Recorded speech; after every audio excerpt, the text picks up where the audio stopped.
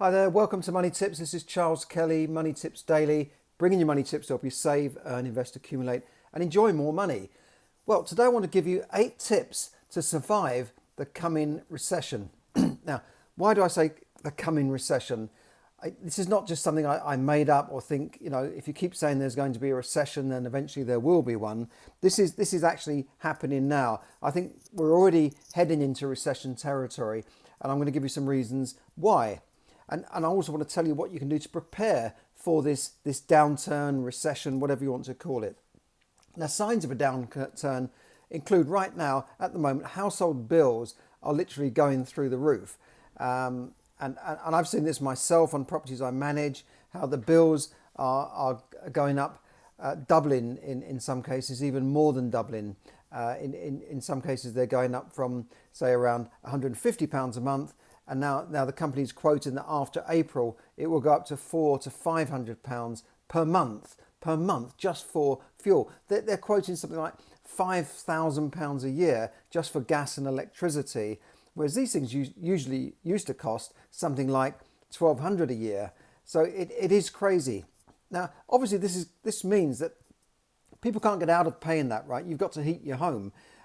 So unless you've got some wood burning stove or something, you can buy logs or something like that. The vast majority of people use gas and electricity in most Western countries. So that means they have to pay out this money. So that will be less money they've got to spend on going out to eat, buying clothes, going to the cinema, going to shows, and just generally going out. And going out is also another cost because fares are going up, and the cost of petrol at the pumps is at the highest it's ever been. Literally the highest it's ever been. So the cost of filling up an average sort of car tank has gone up from something like £55 to something like £85. So it's even going out now, people are rethinking their journeys. Do I want to go to that party? Do I want to hold this reunion? Do I want to drive to go to the zoo today? Whatever it is, they're now thinking about petrol, and certainly even I thought about it now, and it's something I never really thought about. I just put petrol in the car, and sometimes you think, well, that's cost a bit more to fill up. Other times you think, well, it's gone down a bit. But I've never really looked at the price of petrol at the pumps. But now it's becoming something, it really is in your face. Now, in addition, petrol will affect not just people going out, but it affects everything. It affects all the deliveries you get. It affects everything that's delivered in this country is more or less got to the warehouses and got to the shops by road, by transport, by lorries. So it is bound to affect the cost of everything, because if you've got stuff being delivered and the haulage company say, look, our fuel bills have doubled in the last year, we've got to put up prices, then that means you've got to pass those prices on to somebody. You've got to pass those, if you're a wholesaler, you'll pass it on to the retailer, and the retailer will pass it on to the consumer. So it will affect everybody. And in addition to that, raw materials are up by over 30%. Cost of shipping is up by 10 times in the last couple of years. So all that stuff we bring in from China is now 10 times more expensive to ship here. And maybe that's why we're seeing shortages of things in the shops. We're seeing certain items not there anymore, or less choice than there used to be. We're not running out of stuff. We're not running out of toilet paper, but certainly the amount of choice has definitely reduced in the shops. Now, the UK official inflation rate is at the highest ever been for 30 years, around 5.5%. But we know that it's really higher than that, because food inflation, essential goods inflation, is running at, I would estimate, between 20 and 30%, and some goods are up by over 50%. Things like, people going out to the shops and feeding their kids on pasta. They notice that pasta, some pasta has gone up by 50 to 100% more than they used to. And pasta was so cheap, you could just go in there and pasta was just a nothing. You could buy a big bag of it for £1, So families are starting to struggle. And, they really are. Even families who shop frugally, they go to the cheapest stores, the Lidl and the Aldi's, and, you could buy tinned goods really, really cheaply, like 4 tins of this for £1, 4 tins of lentils for £1. No, it's not like that anymore. Things have really rocketed in price, and it's all hidden at the moment. It's really under the radar, but once it starts to hit the official inflation rates, people will realise it. But people on lower incomes that spend a higher proportion of their income on food and essentials like food and fuel and that sort of thing, they are already feeling the pinch. If you're earning more money. If you're earning, say, I don't know, 100,000 a year, and you're in the top income rate bracket, then another £1,000 on food is not going to really matter. It's only the 1 or 2% difference. But to a family where the household income is say 30,000, that food bill is really going to bite and hurt. And it's not just food; it's cleaning materials, it's toilet paper, it's stuff for the kids, it's shoes and clothes. All these things are really rocking up. So the end of the days of really cheap goods seem to be over. I remember when, about 10 years ago, when I was filling up a house with stuff, and I thought, I went into a shop called Tesco's here, and they had this value range. And at that time, I'm sure you could buy a toaster, like a white basic toaster that I had to put in this house, £6. You could buy a kettle for like £6 or £7. You could buy microwaves for like £20. That's all gone now. There aren't any of these really cheap goods anymore, and prices have definitely rocketed. So farm prices, fertiliser, seed are all soaring in price. Fertiliser up 100% last year. This is in America. Apparently because it uses a lot of natural gas, which has gone up, as we know, and this is in the production of nitrogen-based fertilisers. Now, most farmers, apart from a few organic farmers, need fertilisers, right? So that's going to affect the price of the crops, the wheat, the barley, all these sort of things, the corn, is all going to be affected by the cost of this fertiliser and seed prices going up. So food is not going to go down anytime soon. This is a real big problem, I'm telling you. Food inflation, rampant, unlikely to slow down, making this really tough for ordinary families, as I said. Now, the stock market correction or crash would really be another nail in the coffin for a recession, because it would reduce investment, increase unemployment. It would be a loss for people, a loss of billions of dollars and pounds of savings for people that have got money tied up in investments that are linked to the stock market. So that would drive the country further into recession, and as in some stock market crashes, it even can cause the countries to go into depressions, like in the 1929 crash. So just watch out for that. It's quite a serious thing, and I say stock market correction because there are signs that the market is played out. It's reached a peak just last year in America, and it is going down. I mean, as we speak today, markets were down. I'm just going to check it right now, but certainly markets have been down this week. The Nasdaq fell by about 3%, I think, midweek. So it is quite a serious issue around the world. So it's not just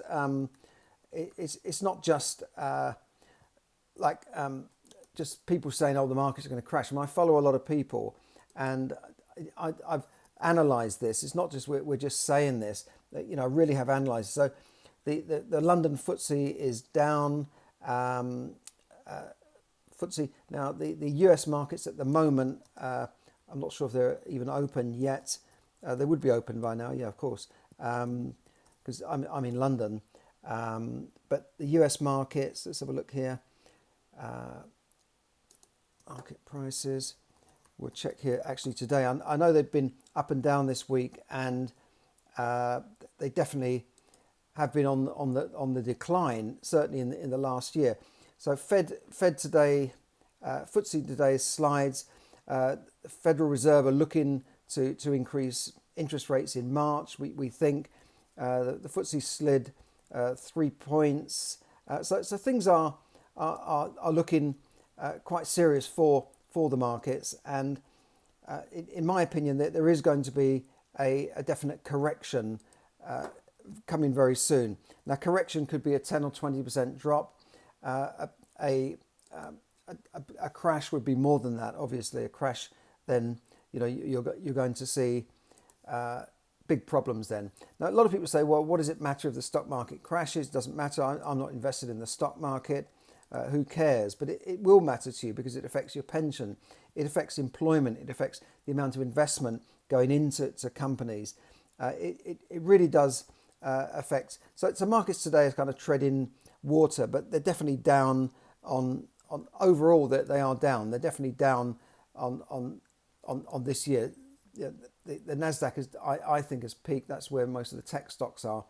But the main thing is that the stock prices are just overpriced on the basis of any price to earnings ratios, on the basis of actual real earnings that these companies are producing. The prices of stocks are just way out of kilter. And this is because there's been a lot of cheap money flowing in. Institutions have had a lot of money to invest, and it's just pushed up prices. So in previous podcasts last year, I've been talking about stock market crashes. I think it's only the action of the Federal Reserve and the central banks that has saved the market from going down. But I remember in the previous podcast, I advised people to look to stock up on things, to invest, if you like, in non-perishable foods and household goods, because I knew that prices were going up faster than inflation, faster than most investments you can put your money into. Investments now in banks are earning almost 0%. And I was speaking to a bank yesterday, the NatWest Bank. I was in there and I said, have you put your rates up? And they said, no, we haven't put our rates up. He said, it doesn't always go up when interest rates go up. Well, it certainly goes down when interest rates go down, I'll tell you that. But there's been 2 interest rate rises, one in November, one last month, going up from virtually 0 to 0.5%. So it's gone up by nearly 0.5%, and yet they still have not passed on this rate rise to savers. And yet they are charging, mortgages have gone up.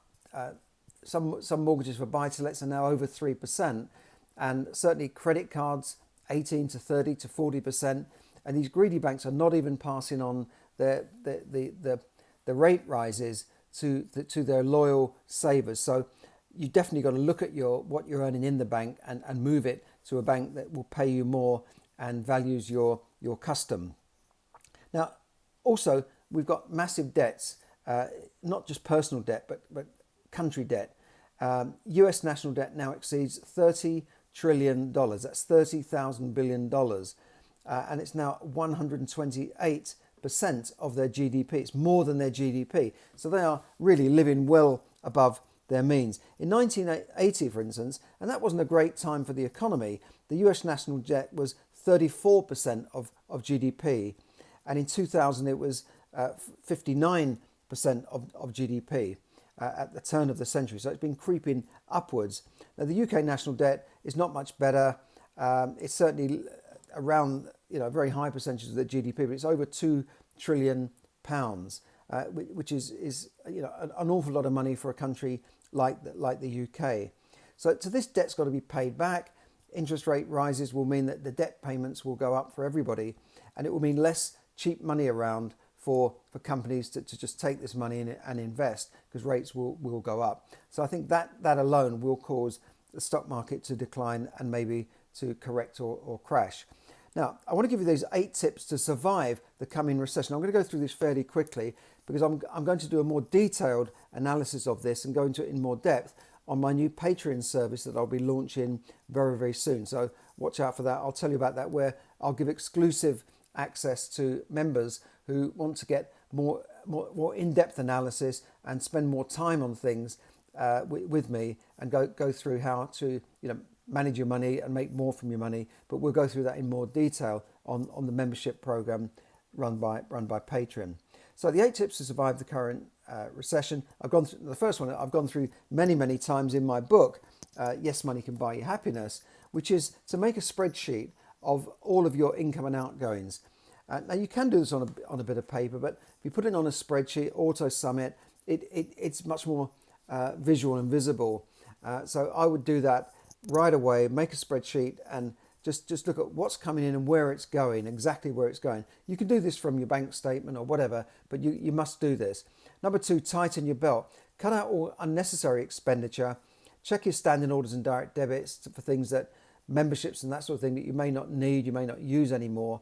Unfortunately, I know this will have a knock-on effect on the economy and almost become a self-fulfilling prophecy that if everyone stops spending, the country goes into recession. But you've got to think of yourself. If you've got the money to spend, go ahead and spend it. But if you're doing this on credit cards, then please stop that. And that brings me on to number 3, reduce your credit card balance or pay it off if you possibly can. Just get rid of it, because the interests are now anywhere between 80 and 40%. It makes no sense to have money in the bank earning, as I said a minute ago, earning less than 1%, and then you're paying 30 or 40% on your credit card. So you might as well move that money across so that you can pay that money off, and it will reduce your outgoings because you won't be paying all that interest back on the credit cards.